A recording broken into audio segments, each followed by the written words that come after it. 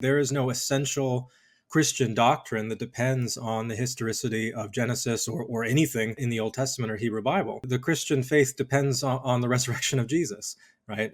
Paul says in 1 Corinthians, if Christ is not raised, then our faith is in vain. Not if the Old Testament is historical, then our faith is in vain, right? I mean, whether or not the Trinity is true, whether or not the incarnation, the atonement, salvation by faith, none of that has anything to do with the historical reliability of the Old Testament or what genre we should properly characterize these stories in Genesis or other places in the Pentateuch. That's not just me. Even a pretty conservative evangelical scholar like William Lane Craig will say the same thing, that problems in the reliability of the Old Testament simply have nothing to do with whether or not God exists or whether or not the gospel is true. Those are in-house debates amongst Christians. This is our book. We can have those debates in how we talk about it and what we think about it. And those debates are important, but at the end of the day, they have nothing to do with whether or not Christianity is true or not.